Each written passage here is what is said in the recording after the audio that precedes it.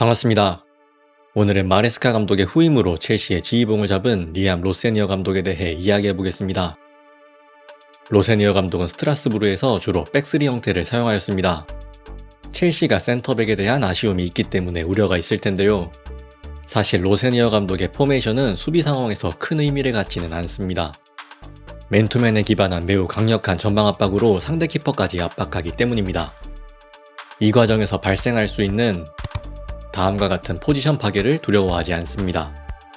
그야말로 하이 리스크 하이 리턴입니다. 리강 팀들에겐 지옥같은 파리 생제르맹 원정 경기입니다. 이날 오른쪽 풀백으로 출전한 마율루가 센터백에게 패스하자 스트라스부르 압박의 핵심 오레이라가 달려드는데요. 여기서 멈추지 않고 슈발리에 키퍼까지 압박하면서 측면 패스를 강요합니다. 공간이 아니라 사람을 막는 극단적인 맨투맨입니다. 특히 저 넓은 공간은 센터백 이스마일 두쿠레가 데지레 두에를 막기 위해 저기까지 올라간 탓에 발생하였습니다. 강력한 전방 압박에 베라우드는 측면을 선택하지만 완전히 코너에 몰리면서 어쩔 수 없이 빈 공간으로 롱킥합니다. 그런데 스트라스부르 선수들은 이런 롱킥에 대한 대처도 훌륭합니다. 근처에 있는 선수들이 마크맨을 버리고 세컨볼 싸움에 가담하면서 소유권을 따냅니다. 전방 압박 성공입니다. 지금도 마찬가지입니다. 모레이라가 엄청난 속도로 슈발레 키퍼의 패스 선택지를 한정짓고 두쿠레 역시 높은 위치로 올라와 압박하는 형태. 어차피 측면에 루카스 에르난데스에게 패스해봤자 방법이 없으니 베라우드는 그냥 두쿠레 뒤로 롱킥합니다. 이때 바르콜라를 마크하던 겔라두에가 헤더를 따내면서 곧바로 스트라스부르의 역습 기회로 이어집니다.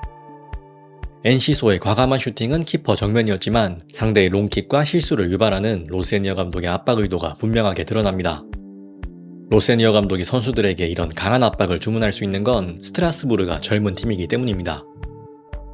1군 스쿼드 평균 연령 21.9세로 유럽 5대 리그에서 가장 젊습니다.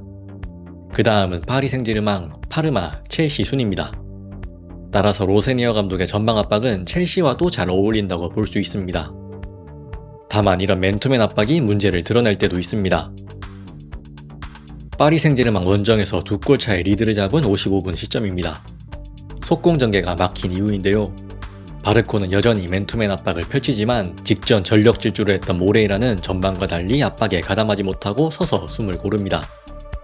이 와중에도 센터백 이스마일 두쿠레는 마크맨 데지레 두에를 막기 위해 여기까지 올라왔습니다. 엔시소 역시 속공 이후 전방 압박에 참여하지 못합니다. 앞서 보여드린 장면과는 달리 베라우드가 상당히 여유롭습니다.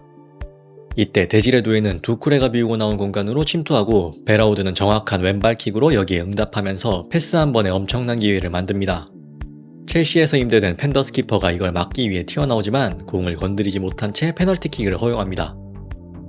후방에서 맨투맨이 이루어졌지만 전방에서는 그러지 못했던 대가를 치릅니다. 그 반대의 경우도 있습니다. 가장 최근 치러진 니스 원정 경기입니다. 상대가 후방에서 횡패스를 시도하자 엔시소가 강하게 압박하고 왼쪽에 위치한 동료들도 강한 압박으로 호응합니다. 센터백 주마바는 키퍼에게 백패스합니다. 뒷백 키퍼가 다른 센터백 오퐁에게 패스하자 최전방 파니첼리가 압박을 펼치고 싶어 하는데요. 뒤에 위치한 동료들을 바라보며 맨투맨 압박을 요구하지만 이루어지지 않으면서 오퐁을 내버려둘 수밖에 없습니다. 오퐁은 왼쪽 풀백 멜빈 바르에게 패스. 그제서야 뒤늦게 고도가 압박하지만 바르는 지체하지 않고 뒷공간으로 침투하는 와히에게 원터치 패스합니다. 지금은 오프사이드 라인만 잘 맞췄다면 수비에 성공했을 텐데 전혀 그러지도 못했죠. 맨투맨 압박이 이루어지지 않은 탓에 후방에서 수적으로 우위이긴 했지만 엘리에와이를 통제하지 못하면서 너무나 쉽게 실점을 허용합니다. 로세니어 감독은 뒷공간이 넓게 펼쳐질 수밖에 없는 강한 맨투맨 압박을 요구하기 때문에 센터백들의 수비 부담이 상당할 텐데요. 여기에 강점이 있는 웨슬리 포파나의 역할이 중요합니다. 가장 우려스러운 건 이런 전방 압박 형태는 선수들의 하체 부상으로 이어질 수 있다는 점입니다. 몇몇 선수들이 부상 리스크로부터 자유롭지 않기 때문에 첼시에겐 불안 요소입니다. 또한 프랑스 팀보다 잉글랜드 팀이 소화해야 할 경기가 더 많다는 점도 문제입니다. 지난 시즌 스트라스부르는 총 37번의 공식 경기를 치른 반면 첼시는 클럽 월드컵을 제외하고도 57경기나 소화했습니다. 로세니어 감독이 첼시에서 타협할 여지도 있긴 하지만 적어도 스트라스부르에선 그러지 않았습니다. 심지어 로우블록에서도 계속됩니다. 대패를 당했던 스타드렌과의 원정 경기입니다. 순간적으로 엔시소와 파니첼리의 위치가 바뀐 상황. 파니첼리는 그냥 가까운 선수를 압박하지 않고 굳이 원래의 마크맨을 압박하려 합니다. 파니첼리와 엔시소가 위치를 바꾸는 동안 자케는 론지에에게 여유있게 리턴 패스하는데요. 이런 상황에서도 스트라스부르는 맨투맨 형태를 유지합니다. 이때 마흐디 카마라가 프란코프스키를 마크해야 할 모레이라에게 향하더니 마치 농구에서의 스크린 플레이를 하듯 모레이라의 진로를 막습니다. 그 사이 론지에는 편안하게 프란코프스키에게 패스할 수 있는데요. 뒤늦게 모레이라가 프란코프스키를 압박하는 상황. 스트라스부르가 공간이 아닌 선수를 막는 것에 너무 집중한 나머지 굉장히 광활한 하프 스페이스를 열어주게 됩니다. 프란코프스키는 이 공간으로 대각선 침투하는 메이트에게 패스를 찔러줬고 메이트는 침착하게 박스 안 레폴에게 기회를 만들어주면서 스트라스부르를 무너뜨립니다. 이런 리암 로세니어 감독의 하이리스크 하이리턴 방식은 공격에서도 크게 다르지 않습니다. 로세니어 감독은 공격 시 기본적으로 3-2-5 포메이션입니다. 상황에 따라 한 명의 미드필더가 전진하는 3-1-6을 사용하기도 하는데요. 이 점은 기존 마레스카 감독의 방식과 상당히 유사하죠. 이때 선수들의 기존 포지션에 구애받지 않고 측면 조합을 구성합니다. 터치라인 플레이에 능한 선수를 측면에 배치합니다. 첼시에선 이스테방, 페드로 네토와 같은 선수가 여기에 해당하겠네요. 그리고 하프 스페이스에서는 오프 더블 움직임이 적극적인 선수가 활약합니다. 귀스토나 쿠쿠레야, 가르나초 같은 선수들이 떠오르는데요. 방금 언급드린 두 유형과는 다른 선수인 콜파머를 어떻게 활용할지는 저도 궁금합니다. 어쨌든 이런 형태에서 상대의 압박이 들어오면 골키퍼까지도 후방 빌드업에 적극 가담합니다. 그리고 원터치 패스로 간결하게 전진하는 형태입니다. 여기서 중요한 건 동료 선수가 패스를 받으려 할 때 근처에 있는 선수가 수비를 끌고 내려와서 패스 선택지를 제공해주고 패스를 한 선수도 역시 적극적으로 전진하는 끊임없는 오프더볼 움직임입니다. 이렇게 측면으로 패스가 연결되면 적극적인 하프 스페이스 침투까지도 활용합니다. 대승을 거뒀던 오셰르전 장면입니다. 이 시퀀스가 로세니어 볼을 대표한다고 해도 과언이 아닌데요. 후방에 3명의 선수를 두고 마마두 사루와 엘 무라베가 패스를 주고받으며 상대의 압박을 당깁니다. 첼시 소속의 센터백 사르가 펜더스 키퍼에게 백패스하자 다른 센터백이 펜더스 옆으로 내려와서 특유의 빌드업 대형을 형성합니다.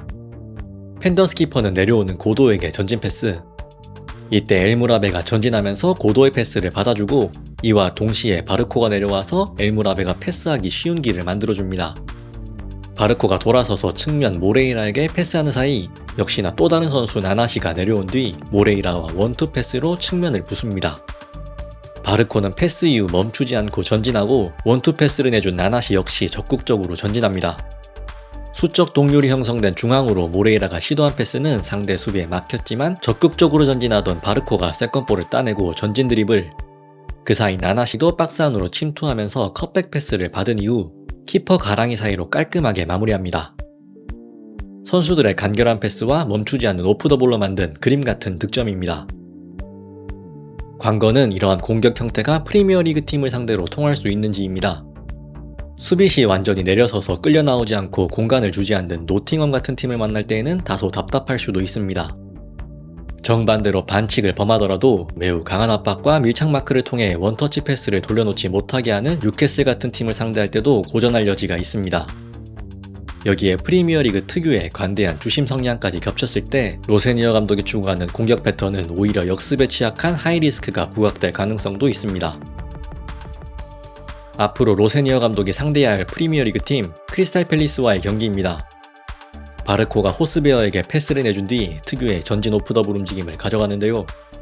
피노의 압박에 엔시소를 향한 패스길이 막히자 당황한 호스베어는 다소 불안하게 백패스합니다. 이때 패스를 내준 바르코가 전진한 탓에 중원 숫자가 부족해졌고 빌드업 가담을 위해 높게 올라와 있던 펜더스 키퍼가 이스마일라 사르와의 루즈볼 경합에서 패배하면서 텅 빈 골대를 향한 슈팅을 허용합니다. 결과는 골대였습니다. 이번에도 마찬가지입니다. 펜더스 키퍼가 박스 바깥으로 나와 상대의 압박에도 전진 패스. 워튼의 압박 때문인지 두쿠레를 향한 엘무라베의 원터치 패스가 튀어버렸고 두쿠레가 이 공을 제대로 잡아두지 못하면서 또 한 번 빈 골대를 향한 슈팅을 허용합니다. 이번에도 결과는 골대였고 결국 크리스탈 팰리스를 상대로 스트라스부르가 승리하긴 했지만 결코 쉬운 경기는 아니었습니다. 이암 로세니어 감독이 추구하는 적극적이고 과감한 축구의 성공 여부는 미지수입니다. 첼시의 젊은 패기와 맞물려 하이리턴이 부각될 수도, 경험 부족과 맞물려 하이리스크가 부각될 수도 있겠지만 로세니어 감독은 41살의 젊은 감독인 만큼 유연하게 타협하고 성장할 여지도 있을 테니까요. 저는 더 좋은 영상으로 돌아오겠습니다. 지금까지 축구공학자 탑샷이었습니다.